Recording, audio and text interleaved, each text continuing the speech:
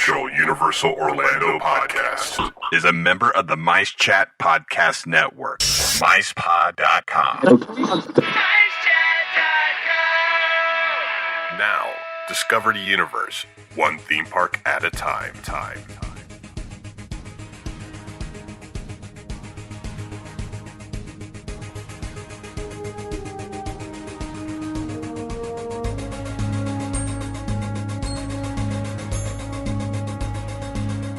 Greetings, Universal fans. It's time for another unofficial Universal Orlando podcast, bringing you all the news from the Universal Orlando Resort and Universal Studios Hollywood, Singapore, and Japan.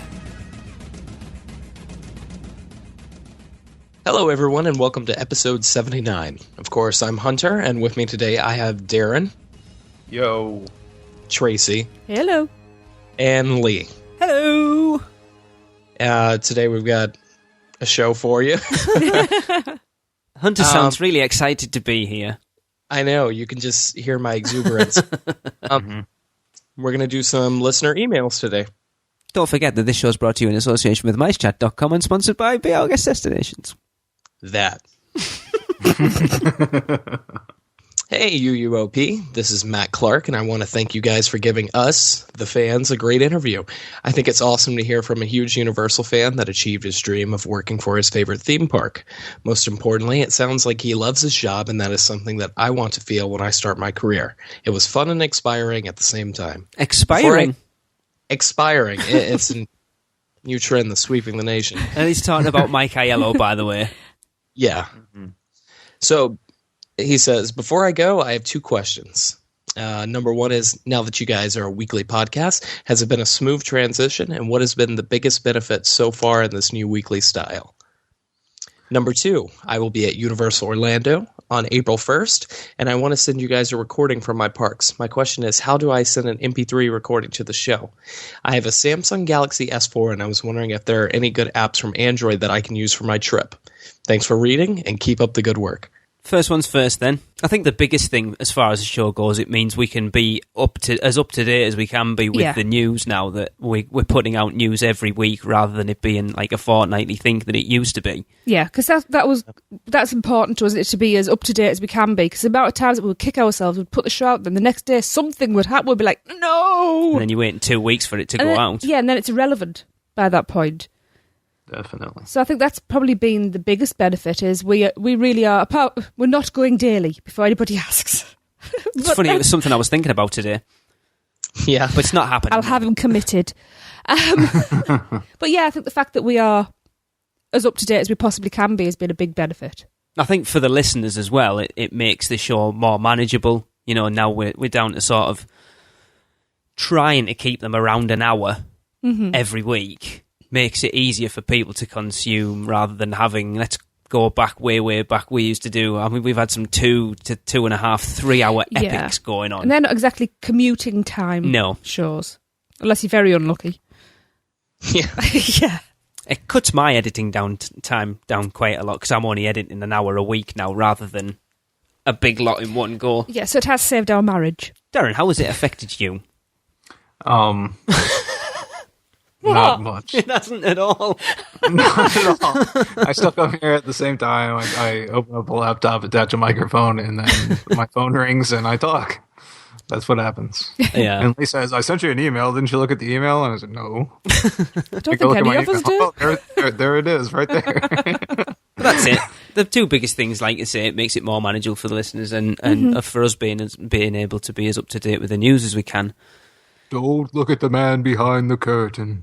As far as the second question goes, Mackie, I've already emailed you this. And as far as Android apps go for recording stuff on, they're all pretty much of a muchness.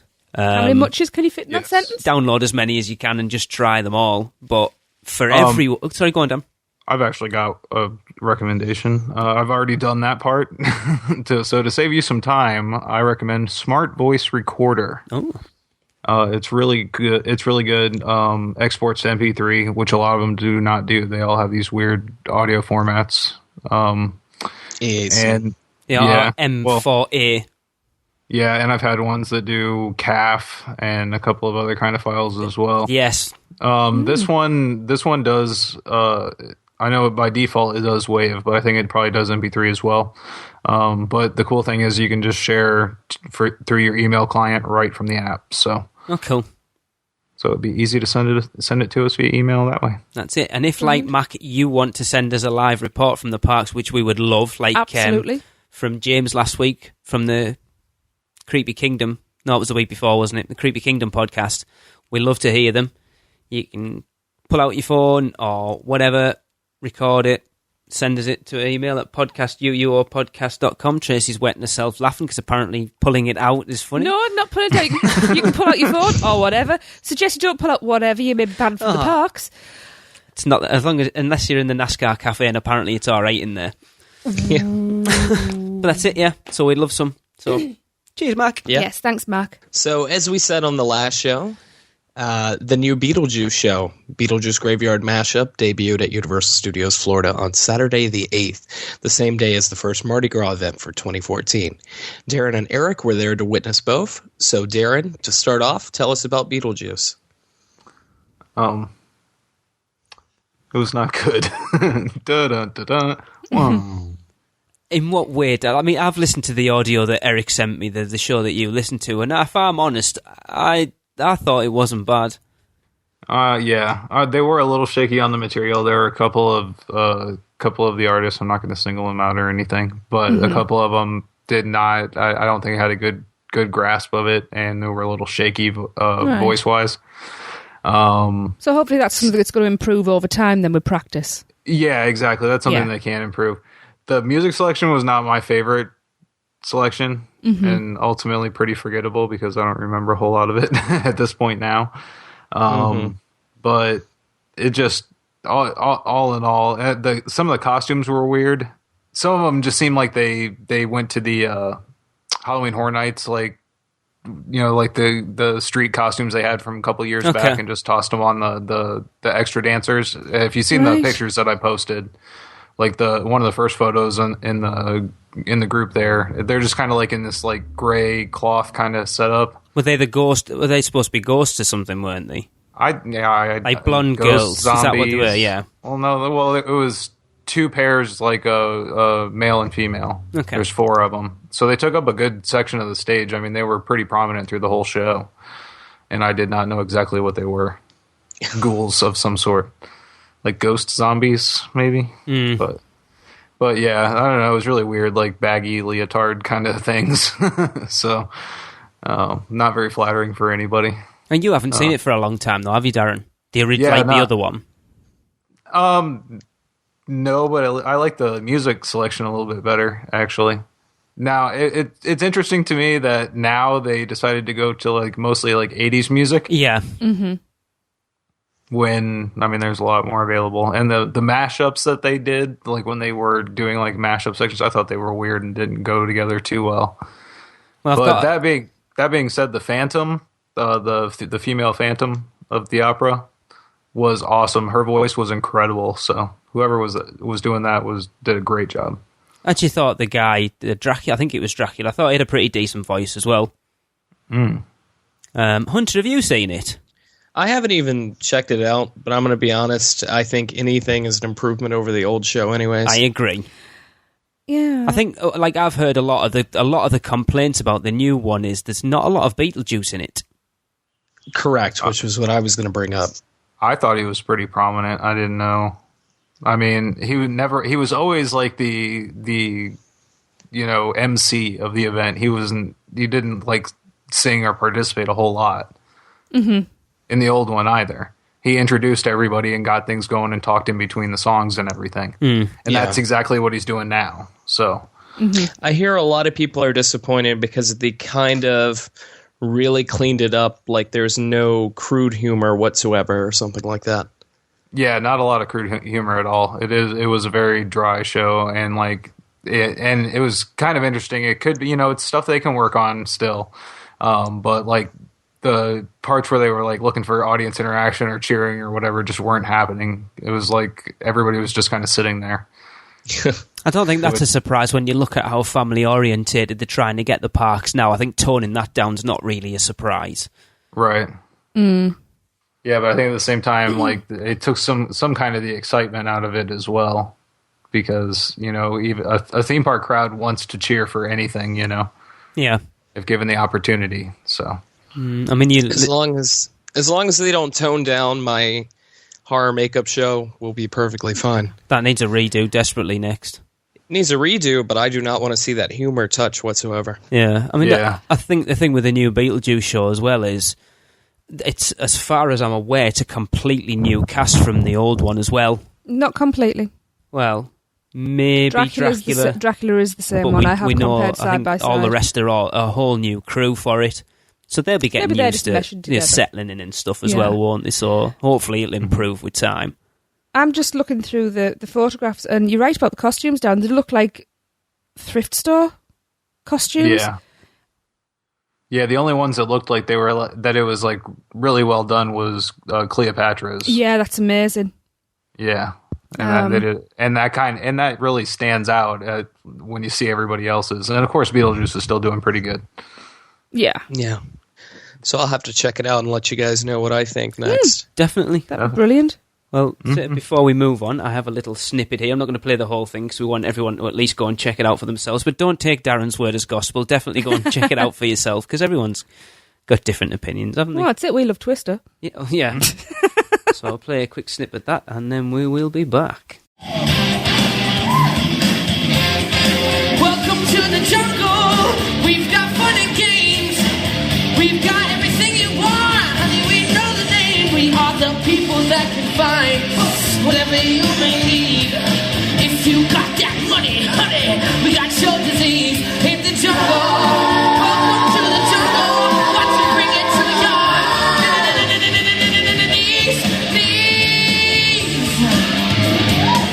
I want to hear you scream. He's gonna come and feel good. He's gonna be your Frankenstein. Welcome to the jungle. Gets worse here every day. You learn to live like an animal in the jungle where we play. If you got that hunger for what you see, you take it eventually. You can have anything you want, but you better not take from me in the jungle. Welcome to the jungle. Watch it bring it to your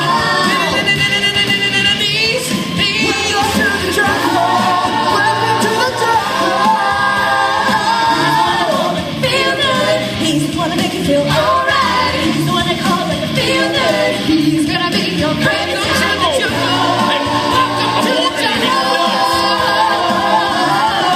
Feel good. He's the one to make you feel alright. Welcome to the jungle. Welcome to the jungle. Feel good. He's gonna be your friend. There you go. We hoped you enjoyed that. Definitely. That one clap at the end was the actual audience reaction. We didn't cut it off there. There was another 10 seconds. They stared at us. We stared at them. It was awkward. Just good. Carrying on, we're now going to go into Mardi Gras. Yeah, this one I can be much more positive about. Good. Ew. They are doing a great job with Mardi Gras so far this year. And, of course, they've got a few months to improve and get even better. But even and those improvements are being made, because I've actually gone twice so far. I went opening night on Saturday the 8th, and I just went on the 16th as well. So got a couple of different views of it. The first night, it kind of actually seemed low key for the opening night as compared to the improved second. There were no stilt walkers. It did rain all day, I'm going to say. So I think that would be too slippery for that stuff. So it was probably a safety concern more than anything. But they did a great job with the parade still and everything. And the lighting, the effects, and everything that they do are just amazing, and they do a great job of that every year. The bands, they've got bands from New Orleans playing in the quarter, and actually that's New York that they've redone as the quarter for a couple of months. Okay.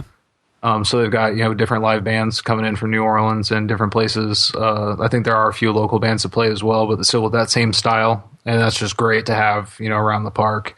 They sound awesome. They're worthy of having their own concerts themselves on the stage. So, that's awesome. The food is great. The first weekend I went, I just had king cake, which I had during the media preview the year before, and it was amazing. So I had to have some more of that. And how was it? Great again. I can tell you that it's not something they just dress up for the media event. It's really that good. And this week I had the muffaletta sandwich, which is like I think it's ham, salami, and turkey or something. Might have been lamb. We were thinking, and then it's got like a pesto on top of that. Yeah, and Swiss cheese. I think it's just Swiss. There's Swiss and something else, but it's kind of like stacked up in layers. Wow. Yeah, really good. I would say probably the best deal, and that's what we were looking for, is as much food as we could get for the lowest price. Right. Yeah, so that's what we went with, and it was really good, definitely. Then the parade went off without a hitch. It was awesome both nights. The second night we had the stilt walkers, and they were actually walking around the park before the parade. So a lot of great interaction with the guests and everything. And the actual concerts, I stuck around and hung around back and listened to like one song on the first night, and then took off. And the second night I didn't even bother with it really. It was on the first night. Oh, Daughtry, wasn't it? Yeah, Chris. Yeah. So yeah, we just hung out in the back. Everybody had a great time. Again, the sound is great. It's a awesome venue when they get things going there. So, would you say that both the concerts had a pretty good turnout? Yeah, definitely. And the park was packed yesterday. The 16th, I should say. Magic when this is. The park was packed. There was a holiday the next day here, President's Day, so a lot of locals had it off. So I did not anticipate that. Didn't think about it, but yeah, everybody came. So when I was leaving, there were still people walking in. It looked like they were just going for the concert. So okay, didn't even make the parade. Right. I've got to say, I'm looking through the photos of the parade. The floats are amazing. Yeah, the floats just keep getting better every year. Yeah. They just put more and more detail into the ones that they've had for a few years, and the new ones are just awesome as well. Yeah, it's beautiful costumes as well. Yep, yeah. And they are all park guests that are throwing beads out. I thought that. Yeah, and that's an experience in itself. A friend of our show, Gregory, got to throw beads last night. I saw one to do that. Yeah, he was in the right place at the right time. Brilliant. Pass holders can also sign up. If you go into the pass holder section of the Universal website, up to a couple weeks before each particular weekend, you can sign up to be on the float. And I heard if you sign up, you got a really good chance of making it pretty much any night you want to, as long as you do it in advance. So awesome. That's really cool. Yep, I've signed up, so hopefully Weezer Day I'll be on one of the floats beforehand. Awesome. That would be cool. Yeah. That would be awesome. Yeah, but Greg looked like he was having the time of his life, for sure. I got a few shots of him doing it. Oh, brilliant. Did you have a favourite float at all? Yeah, El Dia let me say that again. El Dia de los Muertos. I'm just looking at that now. That is stunning. Again, it's still That's still my favourite. That was one they used last year as well, didn't they, Darren? Yeah. Yeah, this year, I don't know if it was on it last year, but there's kind of like this like green plastic ghost kind of insert. Yeah. It reminds me of like an homage to Slimer. Yeah, it does. Hoping that's what it is. It's a very vague. Yeah, definitely. Yeah. If it is, it is. It does look stunning, I must admit. It's something I would love to experience. You heard it here first, folks. I would. He's taking Unfortunately, we can't get out there 6 times a year. I could. No, you probably still couldn't. So is there any other floats that stuck out particularly, Darren? Well, any new ones? Was the Indian one a new one with Ganesh and the peacock? 'Cause I don't recall seeing that one before. That one was there last year, Was wasn't it? it? No, I think that was one of the new ones. Oh, that was one of the new ones, wasn't it? It's beautiful. The saris are absolutely gorgeous. I don't remember seeing it. Yeah, so that was new. I like the one that's all flight with the hot air balloon and the biplane and Oh yeah, there's a dirigible as well. Yeah, that's a new one. That was kind of cool. That is cool. The cloud. That's definitely the steampunk one. Yeah, I love steampunk. Yeah. And all the characters dress like that as well. Very like Victorian steampunk. Brilliant. So, yeah, definitely a very awesome addition, and that shows that they listen. They've got their finger on the pulse because a lot of people are into that stuff now. Yeah.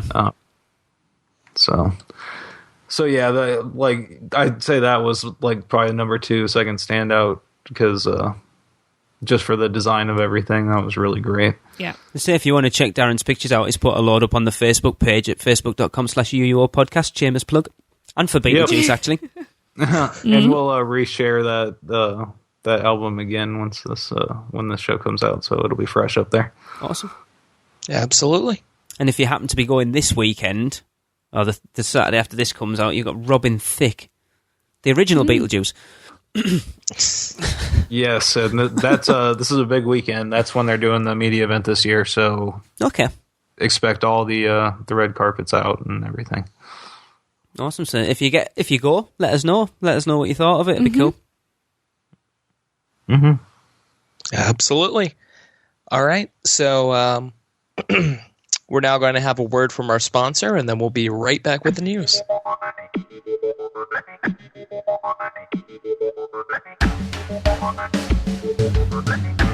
In a world where the skies are clouded with ADRs, park tickets, and hotel bookings, one hero stands like a beacon of light in the darkness.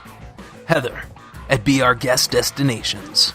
She can book all of your Universal Orlando vacation needs, and her service is free for you. If you're staying on Disney property for some reason, she can even book Universal tickets that include transportation. How awesome is that? She's also an authorized Disney vacation planner, as well as being able to book all cruise lines. So if you are planning on battling Megatron alongside Optimus Prime on the Transformers ride, or having a duff in the Springfield area, or planning even further ahead to visit Harry Potter and Diagon Alley this summer, contact Heather at 1-800-796-6240 or via email at heather@destinationsinflorida.com today, and don't forget to tell her that you're repping the UUOP. We now return you to your regularly scheduled programming.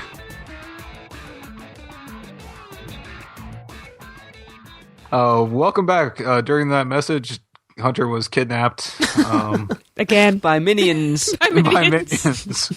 And they're currently converting him. But yeah. First and foremost here on this news segment, we want to congratulate Mike Aiello on his promotion to Director of Entertainment of Creative Development at Universal Orlando. Yeah, definitely. Yeah, well done. brilliant. It's well deserved. Yeah. Yep. Oh, yeah. If you haven't already, go back to episode 76 and listen to our interview with him and find out how his career at Universal Orlando began and blossomed. It was a really great episode, and it was great to hear, how somebody can go from literally being, an associate, a person, Just a manning the team rides. member, Yeah. And just move all the way up to this. I mean, it just shows how much, Universal cultivates from within. And when they see potential, they go with it. So it's awesome. Yeah. And as me and you both had a conversation over Darren, I think it's good we got our interview with him when we did. Yep. Yeah. No, but it was lovely to talk to. Really, it was just a really nice, relaxed interview, wasn't it? I said it would be nice to have him on in the future. Maybe not now. I think he's No, it would still be very nice. But yeah, if possible. He's going to be much busier now. Even busier than he was before, which was already insanely busy. Yeah. But yeah, definitely. Congrats again, Mike. Yeah, well done. Well deserved. Absolutely. So, news going on. Darren, you were at the parks at the weekend. I don't know whether you saw this, but the Starbucks is now open at Islands of Adventure. Yeah, it's been that way for a little while now, actually. Yeah. It's packed, too. So anybody hoping that it wouldn't do too well, sorry, Tracy. I it's don't at understand. the top of port of entries at the old Arctic Express building, and they're doing the usual, obviously your coffee and stuff, but then you get fresh breakfast sandwiches and paninis and yogurts and stuff. But also, they will be supplying free Wi-Fi. That's pretty cool. Now, I'll be interested to see what the range on that Wi-Fi is. Yeah. To the door. Because, Darren, having visited the parks as much as you have over the last few weeks, what's the Wi-Fi in the parks like? Over on in City Walk, they've got Wi-Fi, universal Wi-Fi that works throughout City Walk pretty well. Once you start getting down towards the lake, it starts to get, it's like in and out. Islands of Adventure, there's no Wi-Fi available, and the actual cell service I get is so bad that's why you never see posts from me from there. Or if you do see them, it's actually hours after I posted them. Yeah. When I walk over to Universal and connect to the Wi-Fi, where I get excellent Wi-Fi in the back corner over near Men in Black. Strange, isn't it? Like, sort of, yeah, I think it's like when we were over, it's from kind of spotty over by The Simpsons, round as far as sort of diagonally. Mm-hmm. Yeah. The Amity toilets. That was about the best spot, if I remember rightly. That's about where we were. Must be something to do with the flushing. Yep. I was dirty, too, by the way. When I went in the Starbucks. Really? It was dirty. Yeah, it was dirty, like really dirty. Like piles of cups and napkins just piled up against the window and stuff like that. That's not good. Well, that's, again, right, all right, you should be relying on the Starbucks employees to tidy up, but it annoys me that people don't tidy up after themselves. You can put your cup in the bin when you're finished. Mm-hmm. Definitely. And yeah, it's just bad, though. And all the employees were extremely busy because there was just a line of people, Wow. So, and literally going out the door, and then people like a large queue of people waiting for their drinks as well. So it's not even good coffee, people. Yeah, Starbucks Come on. isn't. It's not something I'm interested in. But I mean, You if you don't like drink your coffee. coffee there, but yeah, it's much better coffee than the other coffee available at the parks, though. okay. Because I had a cappuccino at the Beverly Hills Boulangerie. One of those words that I don't say too good. Boulangerie. It's Tracy. there you I say go. it wrong, and Tracy tells me off because it sounds like I'm saying lingerie. Boulangerie. But yeah, I think a lot of people complain that they've themed the outside not too bad, but the inside is just like a modern Starbucks. But I won't go into it, so it doesn't bother me. Yeah. So, the most extensive and luxurious renovation in the history of Lowe's Portofino Bay Hotel at Universal Orlando is now complete. Ooh. So, from the artistic facade of the buildings to its 750 guest rooms and suites, the new look reflects the upscale, sun-drenched resort of Portofino, Italy, and its historic harbour along the Italian Riviera, which, of course, I'm very, very familiar with. Mm-hmm. Now, the guest rooms, the designs are celebrating the charm, the romance and the glamour of Portofino, which is Italy's grand vacation villa and hotel spot, shall we say. The palette, allegedly, is soft neutral cream colours paired with sun-baked shades of aqua. Does that mean washed out? Sorry, which will be complemented by rich terracotta-coloured marble and custom-designed whitewashed furnishings. And the guest rooms were completely renovated from top to bottom with all new furnishings, beds, window treatments and artwork. So, in addition, the hotel is now offering the world's first and only Despicable Me-inspired hotel suites. Yay! That's such a difference between the two things. I know. Yeah. Like, it's so authentic Italian, and then also Bonana. Oh, hang on a minute. Is this a clue? Are Minions Italian? Yeah. They might be. Ah, there you go. So yes, the two-bedroom suite bring to life the excitement and playfulness of Gru's house, featuring, so exciting, missile beds and minions who repel from the ceiling and surround guests with their unpredictable antics. But I've been assured they're not real minions that repel from the ceiling. But we need to find a listener who stayed in one of these suites to write us a little review and maybe send us some pictures. So if you happen to have stayed in a minion suite, drop us a line at podcast@uuopodcast.com because we'd love to find out what they're like. And if nobody has, please send donations in and I'll go. Mm-hmm. Yes, we do have a donate tab on our Facebook page. We've kind of got out of being able. None of the news has sort of flowed into each other like it has done when it all sort of came together. But just something that cropped up over the last week or so that I saw coming off the back of an episode we did a few weeks back about the Universal Photo Connect. But it looks like they've updated it a little bit and give people new options. for package of it. So according to the website now, as well as the Star package for $49.95 and the annual pass package for $49.95, you can now purchase a 1-day digital package for $39.95. Ouch. Which is, $10 cheaper than, I think the Star package is for 3 days, is it? Yeah. And then they're also now doing a 14-day digital package, which is much better for people like us coming over from the UK. And that's $89.99, which I think's... I'll talk on the 99 cents thing again. It's about £60. Mm-hmm. So it's... Yeah, it should be right if around you there. compare it to Disney's Photo Yeah. Pass, it's cheaper. Yeah. I'm So- definitely considering getting that since I just got the annual pass. Yeah, Yeah. because you can use it every time you go, especially if Yeah. you're going to go at the special events and stuff, Darren. Yeah. Yeah, definitely. And me and Hunter have already talked about putting up a photo series of us on different rides. That'll be too. cool. Yeah. But yeah, That'll I be like the fun. idea. The 1-day one I'm not so sure about. But the 14-day one, like I say, for people like us Brits coming over, I think it's good that they've finally put that option in there. They've obviously been testing it out, haven't they, with like Florida locals and stuff to see how they get on with it, and then going, right, it seems to be going down quite well. Let's give people who are coming over for more time an option to use it for their entire vacation. Yep. Definitely. Yeah, and there's also been news about Wet n Wild, the stepchild of Universal Studios. They've got a new high-speed attraction coming, the Aqua Drag Racer, which just sounds like something that's going to give you the worst wedgie of all time. Actually, I thought something else when I hear Aqua Drag Racer, but let's not go Well, I was thinking about Eric and his prom dress again. I'm sure that'll be extra slick with this. Yeah, so basically it's a 6-story tall, what is it, four-lane head-to-head competition at 15 feet per second before splashing across the finish line. So from the picture, it looks like, you got like a tangled braided tube system up at the top, which opens up to like a more of a conventional like straight down slide at the end, which is like where the drag race really begins. It looks pretty cool. Yeah, and it looks like you ride head first. Awesome. On mats. So yeah, that'll be pretty intense.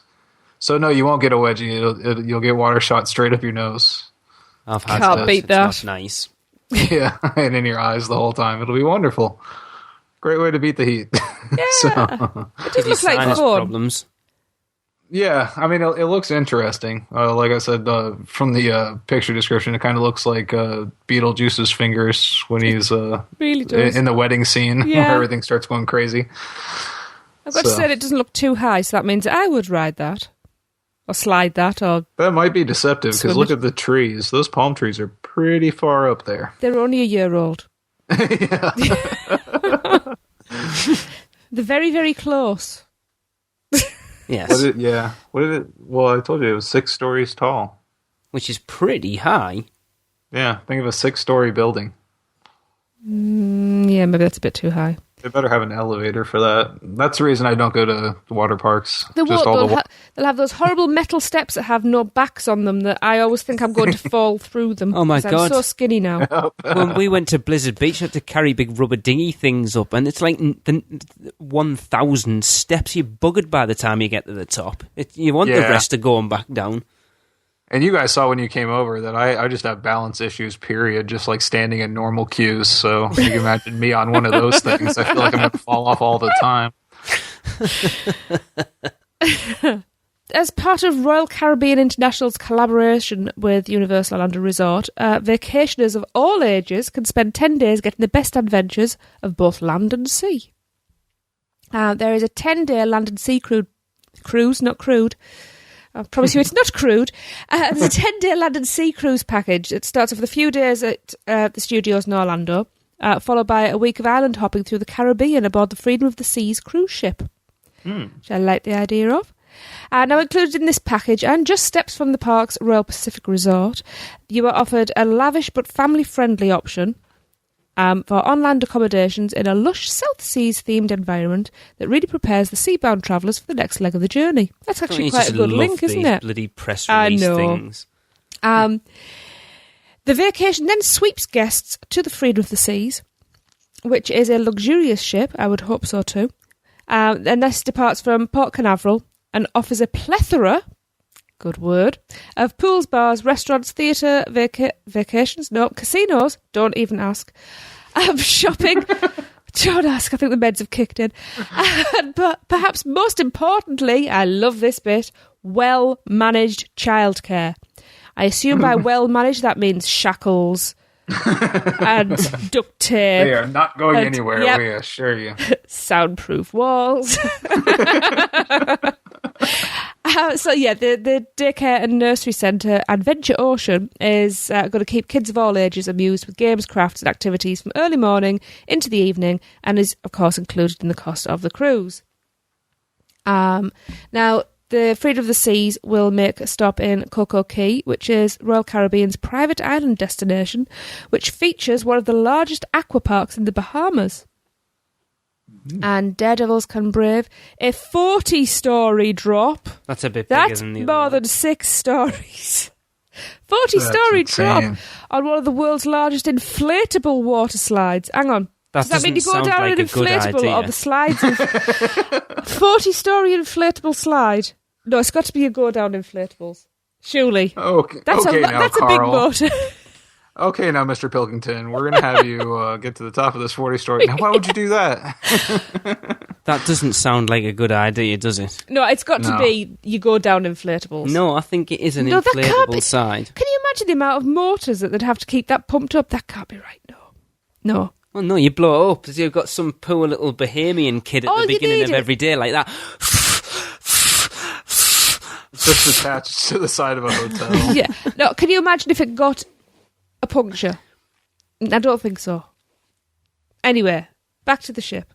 So they do these things in the Bahamas for a reason. This is true. Health and safety is different out there, I hear. Yeah.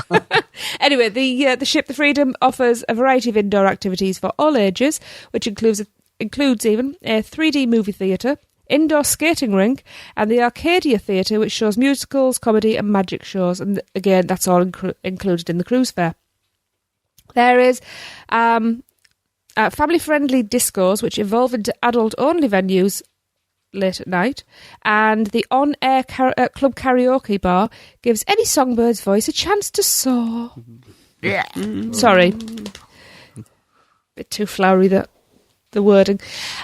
There's also a stop in Barmy St. Thomas. I assume that is a barmy place. Is that barmy, as in the English word? No, it's with an L. All right. Not an R.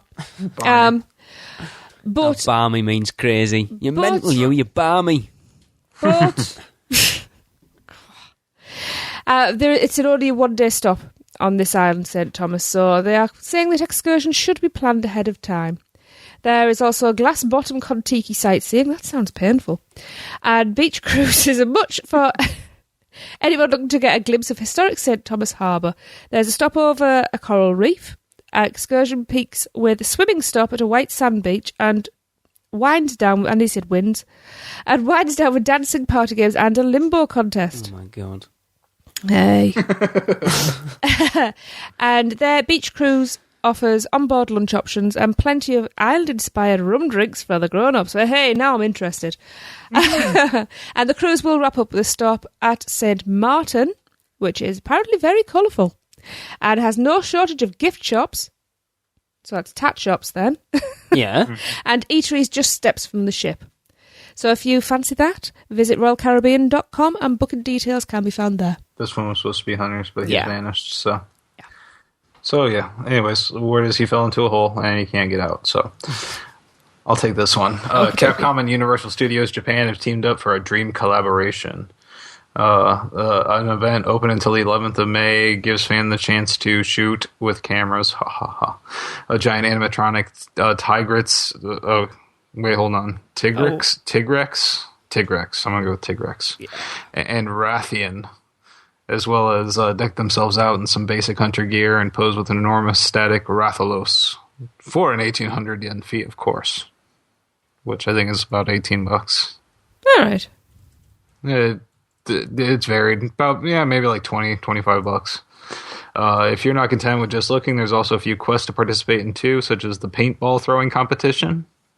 That sounds kind of interesting. A Monster Hunter themed variant on the classic Knock Over the Bottles fairground stall. Okay. And hungry fans can fill up a variety of themed food and drink, thankfully none of which is cooked by cats trying to act like people. I read that completely differently. I read it as none of it's cooked cats. Fortunately, no. No. Japanese people don't do that. That's the other people. No, yes. Indoors, there's a chance to gawk at excellent reproductions of various bits and pieces of Monster Hunter gear, including a full set of life-size replica Star Rook equipment designed to celebrate the exhibition and available to 3DS carrying attendees via an exclusive download quest. Well, I actually asked Raymond if he'd played this on his 3DS. He said he hadn't, but he said it was something like he was quite excited about because it looks very Pokemon-esque. But perhaps a bit more grown up. I've seen some pictures online of this thing, and it looks pretty cool if you're into that game, mind. Yeah, definitely. I'm sure. Yeah, and what's that called? Where you dress up? Cosplay. Yeah, cosplay. It's huge over in Japan. Yeah. Huge. It seems to be quite interesting that Japan seem to be going a lot down the video game route in their parks because they got that Resident Evil thing as well, haven't they? Yeah, well, I mean that's where video games come from. That's where all the iconic properties originated. So it's part of the culture and history there. I'd like to see some video game franchise things come over to like the American theme parks, even the British theme parks. They sort of started sneaking into Halloween Horror Nights a little bit. But I mean, I remember bumping into Crash Bandicoot at Universal Studios the first time we went. Yeah. So that collaboration's been there at some point. Oh, yeah, and during Halloween Horror Nights as well. I mean, we just had the Resident Evil house, but there have been other houses. Like, it's kind of hard to deny that, we get the, war-themed houses right after Call of Duty sells millions and millions of copies with their latest iteration, It's heavily influenced a lot by that. And also with the Mardi Gras parade this year, that the steampunk style float that they had, is that a coincidence that comes the year after BioShock Infinite comes out, and it is extremely successful with that same kind of style, especially with the flying machines and everything.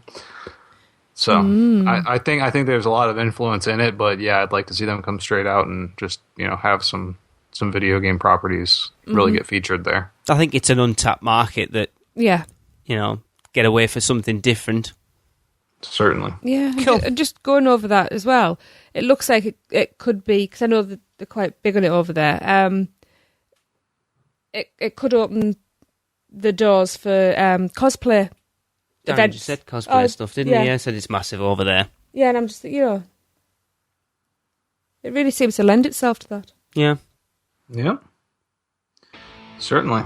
Well, that will do it for episode 79. Don't forget to get your entries in for a chance to win a copy of Nick Sims' book, Universal Orlando, The Unofficial Story. And that question was again, Tracy?